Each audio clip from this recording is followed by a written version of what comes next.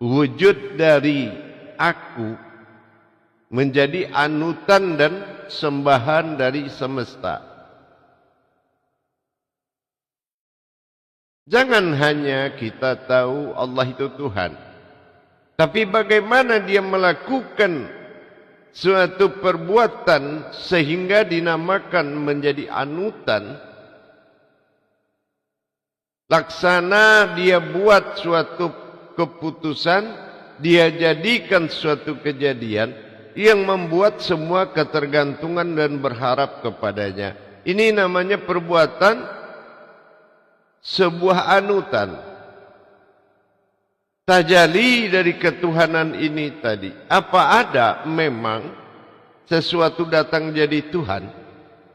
Atau memang aku pada sejati diriku sendiri yang akan menampilkan suatu kekuatan dan kekuasaan sehingga tidak ada lagi yang kuat dan berkuasa selain aku. Ini adalah dari suatu perbuatan. Bukan aku menampilkan diri, memperlihatkan sebagai Tuhan. Makanya dalam syahadat tauhidin, la ilah, tidak ada Tuhan. Artinya, yang menjadikan dia Tuhan setelah sempurnanya ketuhanan dirinya, maka dia dipertuhan oleh sekalian alam. Ini yang dikatakan, aku ingin jadi Tuhan, maka kujadikanlah umat. Dalam perjalanan kebenaran tersebut, ini yang dikatakan dengan makom kaji lahud.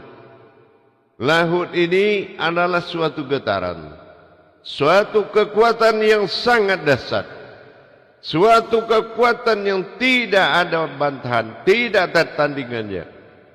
Dan kekuasaannya yang tidak ada yang menundukkan kekuasaannya, tetapi tunduk di bawah kekuasaannya. Dua perkara ini menjadi sebuah andalan, bukti menjadikan awal dari segalanya, sehingga dia menjadi panutan. Kekuasaan dan kekuatan telah dihimpun dalam hakikinya aku. Ini yang dikatakan aku yang hakiki dari diriku sendiri. Siapa hakiki diriku? Adalah kekuatan dan kekuasaanku.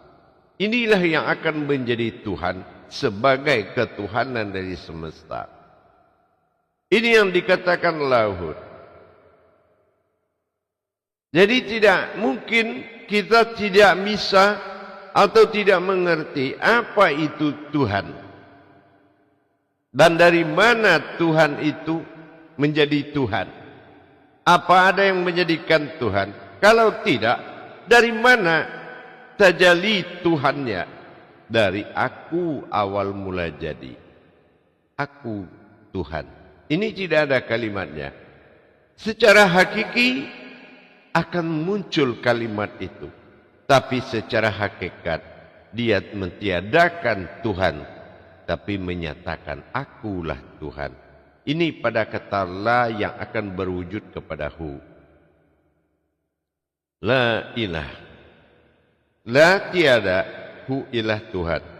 Tapi kalau kita melarikan ke hakiki, lam alif menandakan la itu adalah makom dari ligaha, sementara domah u adalah sir. Ha ditambah u menjadi hu, aku. Dasar dari kata la. Berarti la ilah adalah iman, ilmu itu adalah aku, ilah aku Tuhan.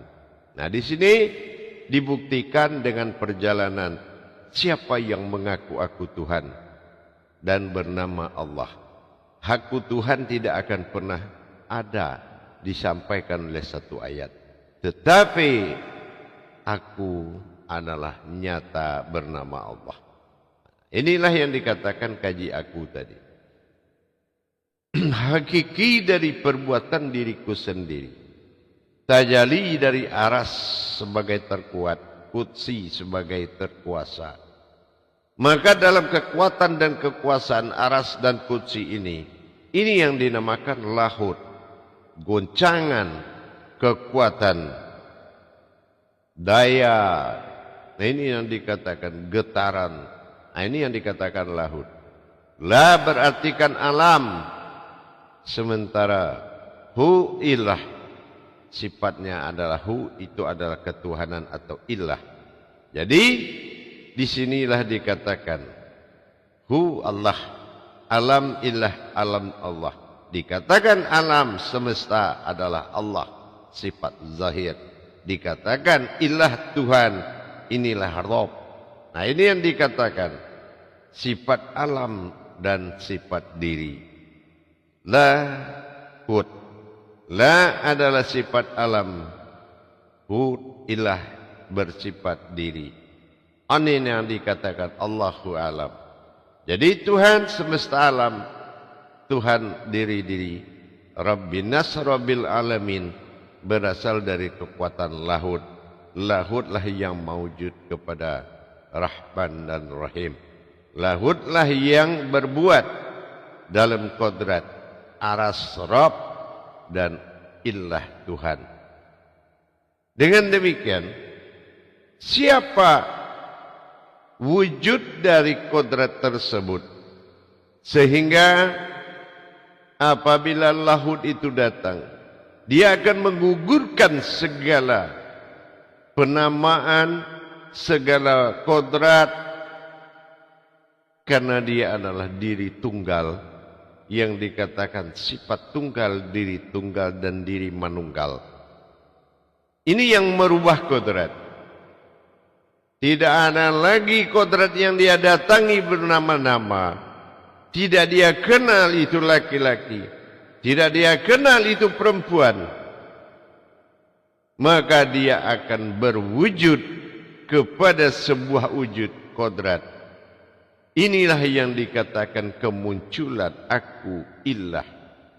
Ini yang dikatakan juga dengan bahasa ruh qudsi, yaitu hayatnya kekuasaan. Kekuasaan yang hidup dan kekuasaan yang berupa. Kekuasaan yang hidup ilah, kekuasaan yang berupa adalah la atau alam. Maka dikatakan lahud. Lahud adalah kekuatan yang sangat suci dan maha suci. Tidak terjangkau oleh apapun. Kemampuan apapun tidak akan menjangkau keberadaan daripada lahudku. Dan tidak ada di dalam lahud itu suatu alam yang sangat halus. Tidak akan ada di situ namanya waktu. Tidak ada di situ usia. Tidak ada di situ tempat. Bahkan lahud ini disebut dengan alam tidak ada. Tetapi kenapa dikatakan tidak ada? Bukan tiada.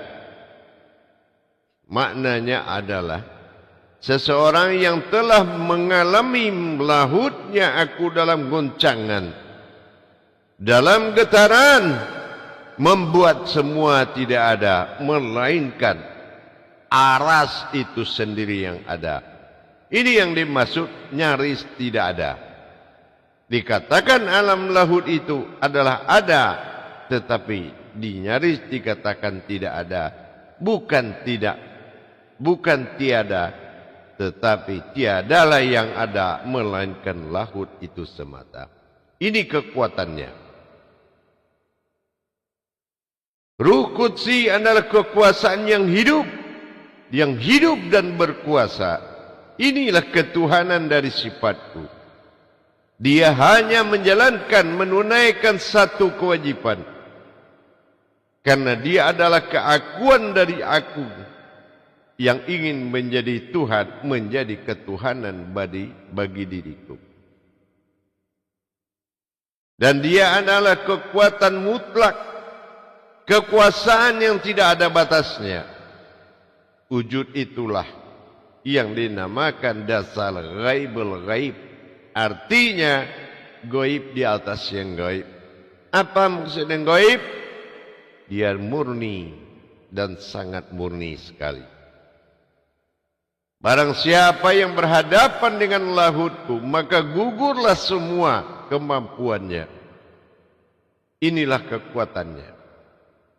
Kemunculan lahutku adalah kemunculan aku, yang mana di mana dia muncul akan menjadi surga bagi orang yang melihatku melalui wadah kemunculanku. Surga yang dimaksud adalah runtuh segala kebatilan di depan seorang yang telah mencapai lahut. Maka bersih dan sucilah, sehingga kodrat yang di depan dan berhadapan dengannya adalah kodrat yang telah disucikan oleh lahut tadi. Dua kodrat la dengan hu yang menjadikan dua kodrat ini menjadi sewujud diri. Dikatakan dia halus dengan suci dan kuat dan berkuasa. Dan dia disembunyikan pada kodrat yang ditentukan. Pada kodrat yang dipilih, yang diredoi, yang disukai oleh Allah. Kodrat itu mewalikan Allah, dinamakan dengan wali Allah. Dan diri yang berkuasa dan terkuat, inilah diri halus, yang mana diri itu hakikinya dari aku tunggal wahid, yang dinamakan hidupku adalah sufi. Ini yang dikatakan sufi. Kemunculan hakikinya aku dalam kesendirian ketunggalan adalah kekuasaan dan kekuatanku yang akan diwujudkan menjadi diri lahud, yang berarti adalah Tuhan semesta alam. La adalah alam, hud adalah ilah Tuhan. Ini yang dikatakan lahud, Tuhan semesta alam. Di mana Tuhan semesta alam? Orang yang telah memberikan penetapan terhadap dirinya. Apa penetapan kepada dirinya? Tidak ada yang ada, melainkan dia yang menjaga yang ada. Lahud diri, kemunculan Tuhan ilahi pada ilaha. Inilah yang menyatakan ketuhanan. Tepatilah janjimu untuk selalu menjadi Tuhan, Rabbnya aku. Tidak ada lagi yang harus kamu tunaikan, melainkan menjaga ketuhananku. Senyumku untuk orang yang menjalankan ketuhananku. Mereka adalah orang-orang pilihan. Mereka adalah sufi-sufinya aku. Di depan mereka sudah sama di depan aku. Mereka mengorbankan segala kehidupannya untuk menjadi hidup mutlak.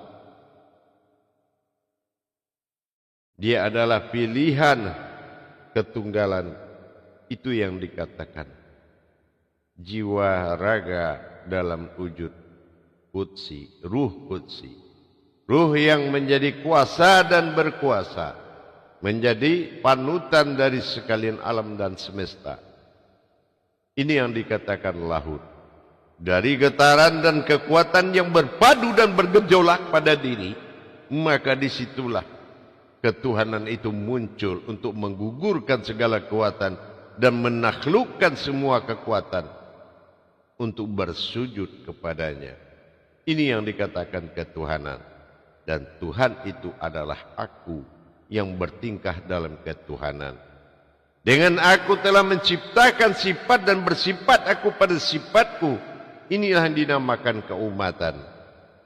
Maka keumatan itu adalah yang disaksikan oleh Tuhan dan aku yang melihat dan mengalami itu. Ini yang dikatakan alam lahud, alam halus, alam makom tertinggi. Tiadalah tertinggi lebih dari tinggi semua alam, melainkan alam lahud tertinggi. Dengan demikian, bagaimana kita menjadi jiwa yang terpanggil, jiwa yang dihimbau dan dipilih untuk menunaikan kewajiban dan menunaikan keinginanku menjadi Tuhan, dan Dia aku tunjuk berkuasa pada muka alam ini, berkuasa pada zahir dan batin, berkuasa pada semesta alam. Inilah kewalianku yang sangat sulit didapati. Dia ada di tengah yang ada, Dia hidup di tengah yang hidup. Dia adalah pesuruhku, manusia di dalam manusia itu sendiri, yang bukan manusia. Ini yang dikatakan lahut, sebuah getaran besar. Dibersihkan, membersihkan hati, bukan bertaharuh qalbi. Membersihkan hati yang dimaksud adalah menjadi hati itu sendiri. Mensucikan ruh diri, bukan dari hadas, tapi menjadi diri itu sendiri. Inilah yang dikatakan dengan lahut. Berasal dari getaranku, berkuasa dalam makon Rabb. Inilah sulbinya, hakikinya diri. Dengan kemunculan, dengan perjuangan, dengan perjalanan yang sangat sabar dijalani dalam menimba ilmu, di dalam mengikuti bimbingan tauhid Syriah, dengan tidak ingin menjadi Tuhan, belajar kepada Tuhan bukan ingin menjadi Tuhan, tetapi berhenti merasa bertuhan karena alam telah menyatakan ketuhanannya kepadamu. Ini yang dikatakan, tidak ada yang menjadi Tuhan, tetapi kamu dijunjung sebagai ketuhanan oleh sekalian alam. Kenapa? Karena sempurnanya aku pada alamku. Bersempurnanya aku bersifat, dan sifat itu terwujud nyata, dan nyata itu adalah kenyataan bagiku. Itu yang dikatakan lahut. Jamaah yang dirahmati Allah rahimakumullah. Dengan adanya kita memahami guncangan-guncangan, kejadian-kejadian yang maha besar, sejarah-sejarah besar, peristiwa yang telah muncul menjadi sejarah, dan sejarah telah muncul menjadi kodrat. Inilah kebenaran ilahi, kebenaran Tuhan.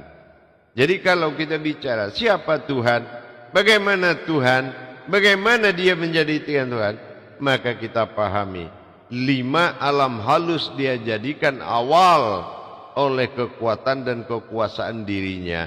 Dalam masa sufinya menjadikan ketergantungan dari seluruh alam dengan makom 5 alam halus.